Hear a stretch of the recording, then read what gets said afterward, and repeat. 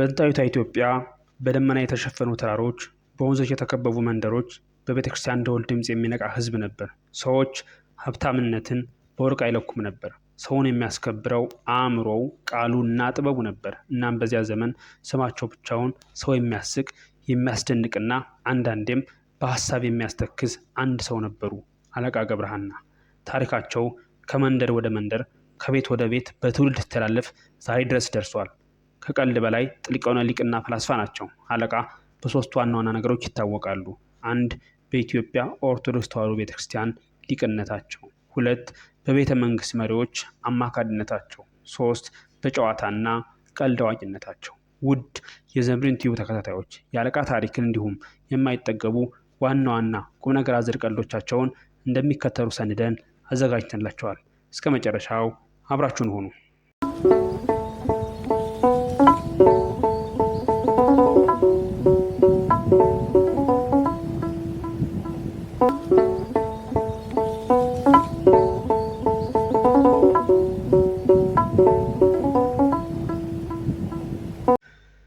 ከህይወት ታሪካቸው ስንጀምር አንዳንዶቹ የአባታቸው ስም ደስታ ተገኝ ነው ሲሉ፣ አንዳንዶቹ ደግሞ ገብረ ማርያም ነው ይላሉ። ምናልባት አንዱ የዓለም ሌላኛው ደግሞ የክርስትና ስማቸው ሊሆን ይችላል። የተወለዱት በደቡብ ጎንደር ሀገረ ስብከት በድሮ ደብረ ታቦር አውራጃ ፎገራ ወረዳ ናበጋ ጊዮርጊስ በተባለ ቦታ በ1814 ዓ.ም ነው።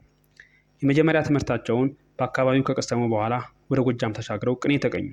ከዚያም ወደ ጎንደር ከተማ ተመልሰው ጽዋተ ዜማ፣ አቋቋም፣ ትርጓሜ መጻሕፍትን እንዲሁም ድጓን ተምረዋል።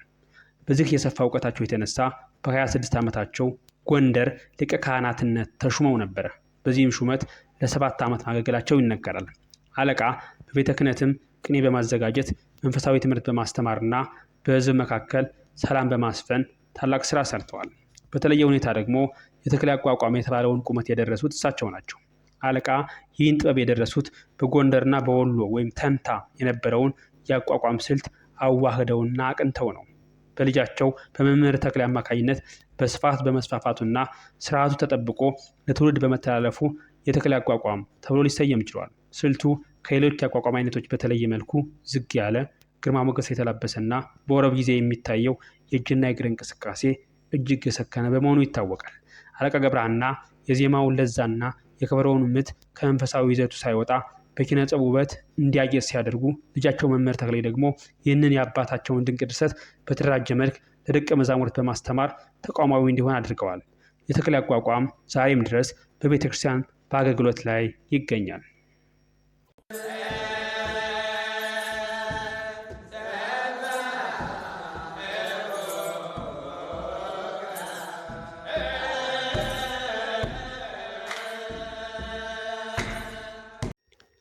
ሊቁና ጨዋታ አዋቂው አለቃ ገብረሐና በፍትሐ ነገሥት ሊቅነታቸው በዳኝነት እየተሰየሙ አገልግለዋል። በዋናነት በ3 ታላላቅ የኢትዮጵያ ነገሥታት ጋር የቅርብ ግንኙነት እንደነበራቸው በታሪክ ይታወቃል።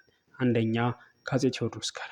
አለቃ ገብረሐና ከአፄ ቴዎድሮስ ጋር የነበራቸው ግንኙነት በቤተ መንግስት ደረጃ የጀመረው ገና በወጣትነታቸው ነበረ። በቴዎድሮስ ችሎት ውስጥ በመቀመጥ በፍትሐ ነገሥት ትርጓሜና በፍርድ አሰጣጥ ላይ ያማክሩ ነበረ። አለቃ በቤተ መንግስት ባለሟሎች ላይ በሚሰነዝሩት አሽሙርና ቀልድ ምክንያት ከንጉሱ ጋር ብዙ ጊዜ ይጋጩ ነበረ። ንጉሱም ገብረሐና ፍትሐ ነገሥቱን ጻፍ፣ ፍርድ ስጥ፣ ገንዘብ ያውል፣ ቀልድህን ግን ተው ይሏቸውም ነበር። በተለይ ከንጉሱ ባለሟል ከበላታ አድጎ ጋር በነበራቸው ንትርክ ምክንያት ቴዎድሮስ ከእሳቸው ለማራቅ ወደ ትግራይ በአንድ ደብር ላይ አለቃ አድርገው ሹመው ልከዋቸዋል። ሁለተኛ ከአፄ ዮሐንስ 4ኛ ጋር። አፄ ዮሐንስ ስልጣን ሲይዙ አለቃ ገብረሐናን በክብር ተቀብለዋቸዋል። አለቃ ገብረሐና በጎንደር ከተማ የነበራቸውን የቀድሞ ሹመታቸውን አፄ ዮሐንስ አጽድቀውላቸዋል። በዮሐንስ ዘመን በአክሱም ጽዮን ቤተክርስቲያን በመቀመጥ ፍትሐ ነገሥት በመተርጎምና በቤተ ክህነት አገልግሎት አብረው ሰርተዋል። ሶስተኛ ከአፄ ምኒልክና እቴጌ ጣይቱ ጋር። አፄ ምኒልክ የኢትዮጵያ ንጉሠ ነገሥት ሲሆኑ አለቃ የቤተ መንግስት ሁነኛ ሰው ነበሩ። አፄ ምኒልክ በታመሙና በተበሳጩ ጊዜ የአለቃ ጨዋታና ቀልድ የስቃያቸው ማስታገሻ ይሆንላቸው ነበረ። ከእቴጌ ጣይቱ ጋር ግን ብዙ ጊዜ በአሽሙር ይነካኩ ነበረ። እቴጌይቱ በአሽሙር ምክንያት ተቀይመውባቸው ወደ ጎንደር በግዞት እንዲሄዱ አድርገውም ነበረ።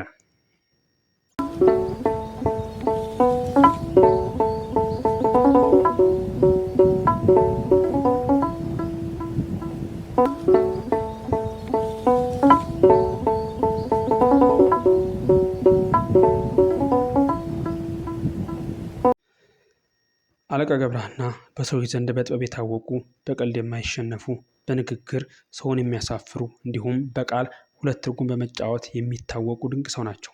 እሳቸው ከሰው ጋር ሲነጋገሩ በጥንቃቄ ያዳምጡ ነበር። ምክንያቱም አንድ ቃል ሲናገሩ ሁለት ትርጉም ይዞ ሊመጣ ይችል ነበር። አንድ ቀን በእመቤታችን በፍልሰታ ጾም አለቃ ቤተ ክርስቲያን አገልግለው ሲመለሱ ባለቤታቸው ማዘንጃ የሚበላ ነገር በጎመን ይሰጧቸዋል። ጎመኑ አልበሰለም ነበር። ምግብ ከበሉ በኋላ አለቃ ሆዳቸውን ወደ እሳቱ ጠጋ አድርገው ያሻሻሉ። ወይዘሮ ማዘንጃ ነገሩ ገርሟቸው አለቃ ምን እያደረጉ ነው ይሏቸዋል። አለቃ ጎመኔን እያበሰልኩ ነው ሲሉ በአሽሙር ጎመኑ እንዳልበሰለ ተናገሩ።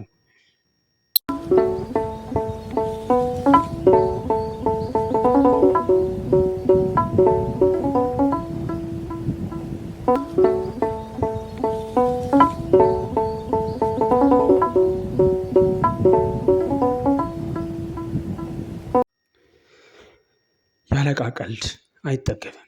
አንድ የሚኒልክ መኮንን ስልብ ነበሩ ይባላል። መኮንኑ አንድ የጀግንነት ስራ ይሰሩና ሙሉ ትጥቅ ከነልብሱ ይሸለማሉ። መኮንኑ አለቃን ያገኟቸውና አለቃ እንዴት ነው አላማረብኝም ሲሉ ይጠይቃሉ። አለቃ መልሰው አይ አስተጣጠቅ፣ አይ አለባበስ፣ አይ ጎራዴ ይላሉ። ሌሎች መኳንንት መኮንኑን አለቃ ምን አሉህ ይሉታል። አደነቁኝ፣ አይ አስተጣጠቅ፣ አይ ጎራዴ አሉኝ ይላል። መኳንንቱም ምን አደነቁ ሰደቡ እንጂ ስልብ ስለሆንክ ጎራዳ ነህ፣ አይ ጎራዴ የእኔ ጎራዳ ነው ያሉህ ብለው አብግነውታል። መኮንኑም አለቃን ካልገደልኩ ብሎ አለቃ በብዙ ገላጋይ ተርፈዋል። ሌላ ጊዜ ደግሞ አለቃ አንድ ከዚህ በፊት የተረቡት ሰው መንገድ ላይ አግኝቷቸው ሊደበድብ ሲያባራቸው እሳቸውም ሲሮጡ ቆይተው ይደርስባቸው ሲሆን ቶሎ ብለው ሱሪያቸውን ፈተው ለመጸዳዳት ቁጭ ይላሉ። አለቃ በነበሩበት ዘመን ይህ ባህሉ ሰው ጠላትም ቢሆን የሚገደለው የሚደበደበው ከነሱሪው እንጂ ሱሪ አውልቆ አይደለም። ይሄ ወንድነትም አያሰኝም። መለኛው አለቃ ይችን ተጠቀሙባት። ሰውየውም ሊነርታቸው እስኪነሱ አጠገባቸው ቆሞ ይጠብቃል። እሳቸው ቁጭ እንዳሉ ሰውየው እንደቆመ ሁለቱን የሚያውቅ ሰው በመንገዱ ሲያልፍ ሰላም ብሏቸው የሁለቱ ነገር ገርሞት ምን እያደረጋችሁ ነው ይላቸዋል። አለቃን ፈጠን ብለው እያሳራኝ ነው ብለው መለሱ። ሊደበድባቸው የነበረው ሰውዬ በመልሳቸው ስቆ ትቷቸው ሂዷል።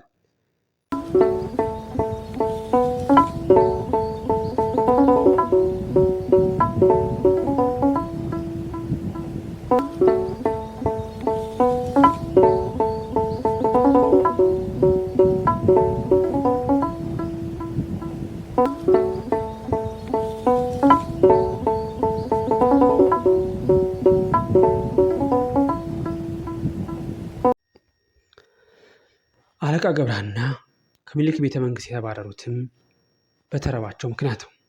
የምኒልክ ወዳጅ የሆኑት አለቃን በተረባቸው ምክንያት እቴጌ ጣይቱ በጣም ይጠሏቸው ነበር አሉ።